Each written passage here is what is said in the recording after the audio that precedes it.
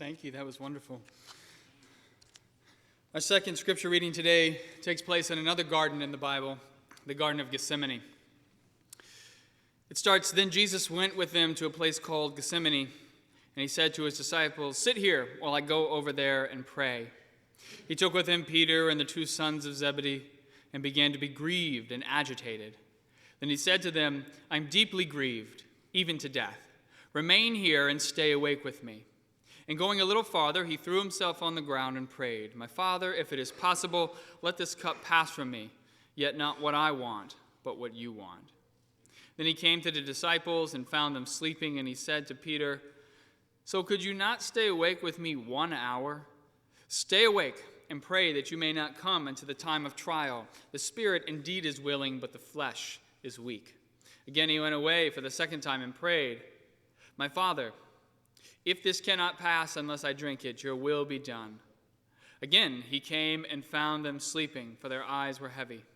So leaving them again, he went away and prayed for the third time, saying the same words. Then he came to the disciples and said to them, 'Are you still sleeping and taking your rest? See, the hour is at hand, and the Son of Man is betrayed into the hands of sinners. Get up, let us be going. See, my betrayer is at hand.'" The word of the Lord. Back in 2001, when I was studying abroad in England, some friends came to me and asked, "Would you like to come with us to go over to France?" I'd never been to France before, so I said, "Sure, I would love to accompany you." So, of course, we get on the tunnel that goes under the English Sound. We arrive in Paris, and we spend a few days seeing the sights, but where they had planned to go for the majority of this time was actually to a place in the south of France. It was a place known as Grenoble. Not Chernobyl, just so we're clear on that one, the Ukrainian site where they had the nuclear meltdown. A much nicer place, Grenoble. And as you can see from this map, it's right next to the French Alps. And so we get down there, and a few people who were with us, they just said, "Well, who here would like to go hiking up into those mountains?" And I said, "Sure, I'd love to join you." So through some broken French, we were able to find a path that we could traverse up through the mountains without the use of climbing ropes, which is the way that you have to get up into a lot of those alpine mountains. So for about 4 hours, we're working our way up, and we get to the top. And if you remember, or if you've ever been up on top of a mountain and you're going up the side, you can't see anything until you get to the peak, and you come over the edge. And of course, when you get to the top, what can you see? Just everything, right? It's all out there. And it was the most beautiful sight I had ever seen, because it was just mountains spanning for miles. And I remember that was the first time in my life that I was ever really, truly awestruck by the beauty of nature. There was something about that landscape that just resonated inside of me. Even though I felt so small and insignificant compared to this massive mountain range, I felt as though there was some kind of force at work in the world. Indeed, I felt for really the first time in my life that I was part of something much bigger than my own inconsequential life. That feeling of oneness, I have to tell you, it's probably the greatest assurance that I've ever had that God is real. Now, I don't know if you all have ever had an experience like that before, but I can tell you that when you have it, one of the characteristics of coming out of that experience is that you begin to look at nature slightly differently. Whereas you would normally walk by trees and plants and all this stuff and not even pay attention, you start looking at all that as being kind of like a fingerprint of God's presence in the world. Perhaps this is why some people love to create these beautiful gardens in their homes. I always love walking into somebody's house and seeing one of those beautifully manicured gardens. I certainly can't do that. Who's got a green thumb in here? Who likes to do things like that? Got a few, maybe? Okay. So I've always wanted to do this. If you ever invite me over to your house, maybe you'll let me.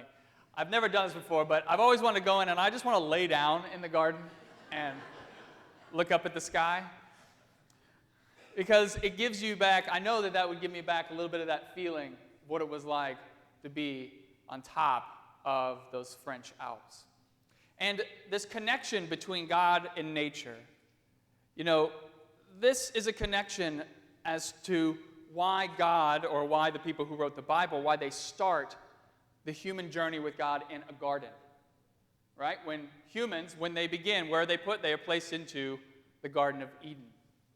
And it is within this garden that they feel God's presence. And I know it might be kind of hard to believe, but for the better part of the human species' existence, Homo sapiens, for like 200,000 years, we have not lived in temperature-controlled environments. I know that that's hard to believe these days, given all the temperature-controlled environments we live in, but for the vast majority of our history, we just lived in the midst of nature. And at that time, we didn't dominate the earth like we do today, taking up all the resources to use it for what we use it for today. In fact, we found this kind of natural equilibrium with our environment. And this equilibrium is a big reason why this story of the Garden of Eden is in the Bible, because what it's trying to tell you is that the more connected you are with nature, the more connected you're going to be with God. Good. You're better than the last service. They were kind of tentative on that one. Remember, it's God, Jesus, love. God, you would have been right on that one. Now, this is nothing new, right? Nothing new. It's not like people haven't known about this connection. In fact, people knew about this connection long before the Bible was ever even written. People, for millennia, when they have wanted to have a religious experience, they immerse themselves in nature because when they're a part of God's creation, they feel like they're more a part of God. But this one-to-one connection between nature and God, it causes something to happen in our brains. And let me give you an example of this. When you all think of the Garden of Eden, when you imagine it in your brain, now there's some details in this story, but how do you think of it? You probably think of it, if you're really going to imagine it, as this strikingly beautiful place, don't you? Isn't that what you think of? It kind of looks like that, right? Looks a little bit like what he drew right there, what he painted. Now, I think that that's a very common thing for us to think of striking beauty being connected with God. We want something that's going to awe-inspire us in the same way that the mountains awe-inspired me. It's something that stirs your soul, right? Now, why do we feel this way? Well, it's because ultimately, many of us live in landscapes that are very dull and boring. Let's take Arlington Heights as an example. Now, nothing against Arlington Heights generally, but it's like most other suburbs, right? You walk outside and what do you see? Buildings and concrete. Now, we try to spruce it up a little bit with some parks and some trees and some flowers, but the reality is you aren't going to walk outside into Arlington Heights and say, whew, I feel a connection with God out here, right? Because it's all man-made. Now, the thing is, because of this, I think what happens to us is that we feel we need to have nature slapping us in the face if we're going to feel really connected with God. When you look at an environment that has been sculpted by human hands, it often doesn't feel the same way that we imagine it needing to feel in order to establish that connection. But that's not always the case. There are some instances where humans have sculpted the landscape in such a way that you sit there and you say, my goodness, that is beautiful and awe-inspiring. One of the places around here which I love and I've spoken about before is the Botanic Garden here in Chicago. If you've ever been there, that is a strikingly beautiful place. And the same with the Arboretum. That's a very nice place to go to as well. One place, however, that I've always found to be rather interesting, that people keep going back to again and again, which doesn't fit our design of what we think of as striking natural beauty, is actually over in Kyoto, Japan.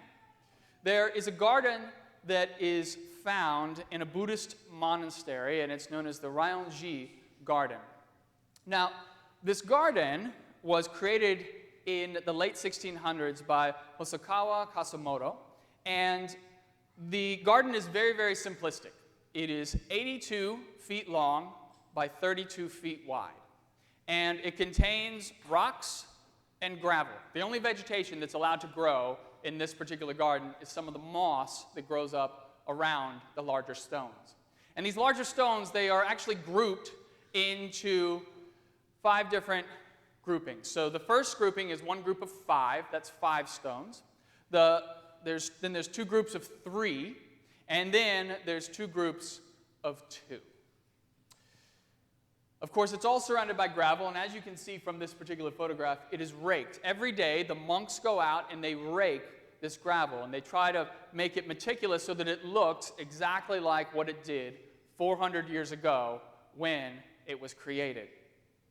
And one of the things that you have to understand about this is that this garden is meant to be observe from a particular perspective. You're supposed to observe it from a seated position in front of the veranda of the hojo. Now, the hojo is where the head of the monastery lives.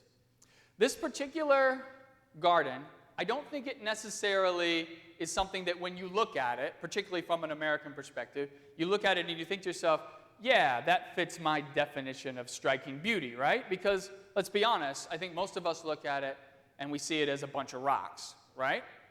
But what's amazing is almost every single person who goes and visits this garden, they come away with a sense of awe in their soul. And in fact, so many people have felt this way about it that scientists, they have tried to come up with a reason why this occurs. And so there was a journal, in the journal Nature, some scientists went and they studied this, and this was their explanation for what this is all about. They say the garden is designed to appeal to the viewer's unconscious visual sensitivity to axial symmetry skeletons of stimulus shapes. I have no idea what that means. It feels to me like they just took a bunch of words and slapped them together, and then they said, here's a paper, we're going to publish it. And they said, that looks smart, so we'll just go on from there.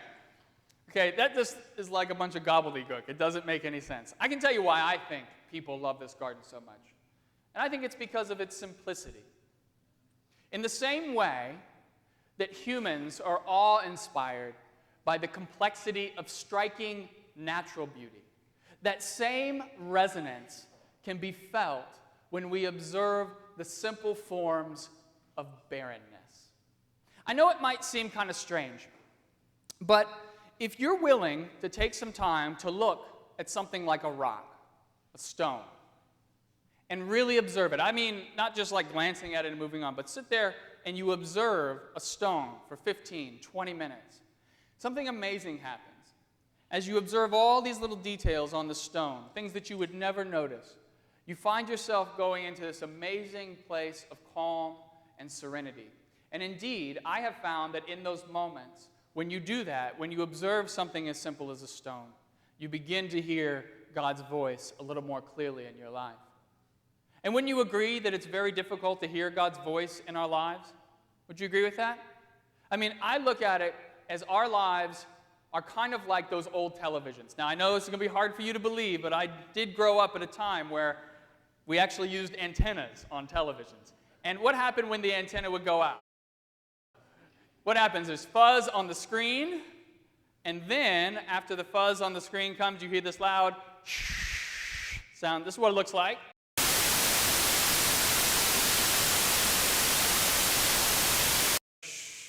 And it's really annoying, right? And do you remember, for those of you who might remember, so I remember doing this as a kid. So like the signal would go out and you get behind it and you're adjusting like the bunny ears, right? And they're like waiting and then they're like, perfect. And of course now you're part of the antenna so you can't move. But they're like, just stay there. It's perfect. We can see it clearly now. I know it might sound strange, but I really feel like our lives are no different from that static white noise. We are constantly being bombarded by stimulus in our lives. So we have three different kinds of stimulus that we deal with. Auditory stimulus, what you hear. Visual stimulus, what you see. And then the stimulus that's going on inside of your head, what you're thinking about.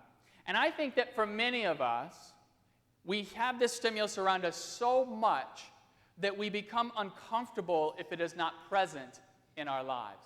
Let me give an example of what I'm talking about. So when you all move into a new house, a new apartment, some new place to live, you walk in to that house or that apartment, and what is it? It's completely empty. So what is your first inclination when you walk into a place like that? What are you going to do? You're going to fill it with stuff, right? Now, why is that our first inclination? To fill an empty space with stuff. Because I understand, you have some things like you need, like a dresser and a bed. Those have utility. But you go through all this trouble to hang stuff on your walls, right? I mean, everybody does that. And yet, when you go through all this trouble, how often do you actually look at the stuff that is on your walls? I mean, once it's up there, you hardly even glance at it. It's just visual background noise. So I pose the question to you. Why is it that we have to fill in those empty spaces in our lives? Why are we compelled to do that. And I think the reason why we feel we have to fill in those empty spaces is because when we see them, it reminds us of the emptiness inside of ourselves. When you look at a blank wall or something that is empty, it reminds you of some emptiness inside of your soul. And so when you look at a blank canvas, our first inclination is to turn away because we want to fill that in so it doesn't remind us of how we feel. But the more you do that, the more you put up stuff in your life, the more you block out God's voice. I really believe that if you are willing to sit there and just embrace the barrenness in your life, that empty feeling inside of you, it will pass. And you're going to find something that you never actually knew was there. A real, solid connection with God. But this is easier said than done, isn't it? Because how many of you, given the choice, will sit in an empty space for long periods of time? Most of us will not. And I think the reason why is because there's a part of us that feels like God does not exist in those empty spaces. God is not present in the empty spaces of our lives. Take the Garden of Gethsemane story. Now, we talked about the Garden of Eden. Now, the Garden of Gethsemane, what's happening? Jesus is there. He's praying. He's about to undergo some of the worst suffering of his life. How do you imagine the Garden of Gethsemane? Is that a place that's bright and full of color and happy? No, what is that? It's a place that's very what? It's very dark. In fact, for many Christians, that is considered to be one of the darkest places on the planet. And so Jesus, he's in this garden, and he's searching for God. Can't seem to find God anywhere. Whereas in the Garden of Eden, what's happening? God's walking around, right? Speaking, actually present there. And so that's a contrast, isn't it? Jesus is in this situation, he's in a garden, and yet God is not there. He cannot seem to find God in this difficult moment. And the same is true in these other barren landscapes of our lives. Who has been to the south side of Chicago? Okay, if you've been to the south side, you know how concentrated that poverty is. And you probably look at it and you say, how, God, do you allow all these people to live in such crime and violence and difficulty? Some of you may have been to third world countries. Maybe you've been to a place like Haiti. You've gone into that place and you see how people live in just these abysmal conditions, an entire country of people like this. And you say, God, have you abandoned these people? Do you know that Haiti is referred to as the land that God forgot?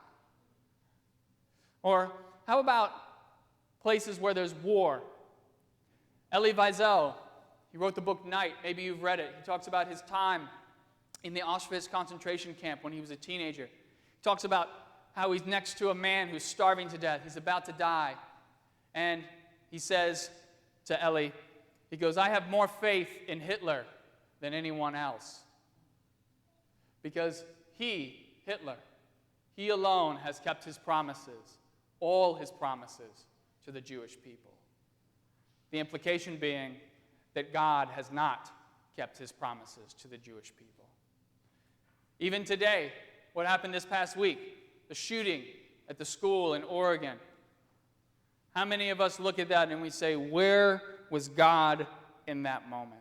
I think it is natural for us to look at situations where there is darkness and where there is depravity, where there is violence, and we step back and we say, where is God in that place? What I would like to suggest to you this morning, however, is that God is most present in those places of darkness. The difference is, it's harder for us to see them. So it's very easy for us to see God on a mountaintop in France, right?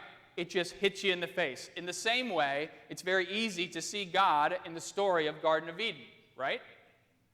Likewise, it is much harder to see God in the Ryoanji Garden in Japan because it's just rocks. We sit there and we say, where is God in that barren landscape? In the same way that we look at the Garden of Gethsemane and we say, where is God in that garden? The fact is, God is in all of those places. God never left. The only difference is our ability to see God in those moments. And I want to end this morning by telling you a story of a man who was totally transformed by being placed in a barren landscape of darkness. So this story revolves around a political dissident in 1964 who had just been sentenced to life in prison. The prison where he was sent to was right off the coast of South Africa. And at the time, he was considered to be one of the most dangerous revolutionaries in South Africa because he had conspired with other people to overthrow the apartheid government with violence. Of course, you all know who I'm talking about, right? Nelson Mandela. All right. Nelson Mandela, when he was given that life sentence, he spent the first 18 years of that life sentence on Robben Island. This is what Robben Island looks like. You can see that it's right off the coast of South Africa.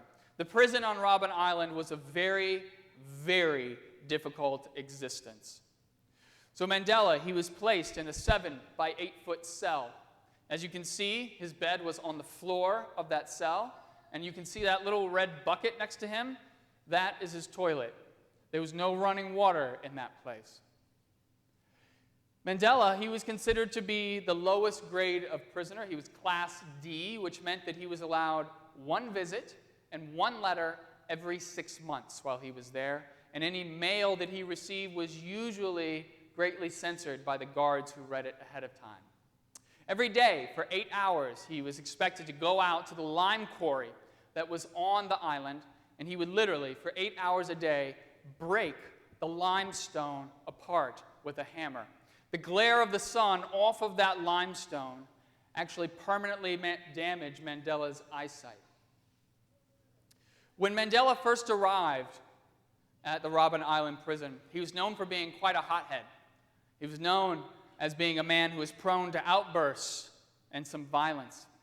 And, of course, he arrived at a prison where the prison guards, their entire purpose and desire was to break you down, to break your spirit. So you can imagine how Mandela must have reacted initially when he came into that environment. When they tried to break him, he lashed out. He tried to come back. He tried to make it so that they didn't get the better of him. But what's interesting is, day after day, month after month, year after year of breaking this limestone apart, something began to happen inside of Mandela's heart. Over time, he developed this intense sense of calmness. In fact, his personality was so steady that it was almost as if nobody could do anything to cause him to become upset. Even though the prison guards tried, he couldn't. They couldn't do it. And in fact, over time, he was so impenetrable to this outside influence that he was able to melt the hearts of the guards in the prison to the point where even the most hardened guards came to love him. And so, in this horrible, lonely, dark place, Mandela found God's presence. He realized that the barren landscape of that limestone quarry was really no different than the barren landscape of his soul. And this rock that he was breaking every single day was really no different than he was. It was one and the same. So rather than see that limestone as his punishment, he saw the limestone as an extension of himself. And that limestone is the reason why he became the leader who we all admire, know, and love to this day. It is because of that limestone that he was able to transform South Africa from a place of horrific racism into a place of reconciliation. I know that there are many of you in here right now who are going through difficult times in your lives. Some of you have come to talk to me about those difficult times. Others of you are holding on to it by yourselves. And I know that many of you are like Mandela in the sense that you're upset, you're angry that your lives are in these circumstances, and you wish that you were out of it. You may not be in prison, but you're looking at the barren landscape of your life, and you're sitting there saying, where is God's presence in all of this? Because I'm not seeing God anywhere. I know it might sound trite, But I want to assure you that God is there. And you want to know why I know that? Because if God is present in that limestone quarry, in one of the most hellish prisons on earth, then God is right there next to you, suffering right alongside you.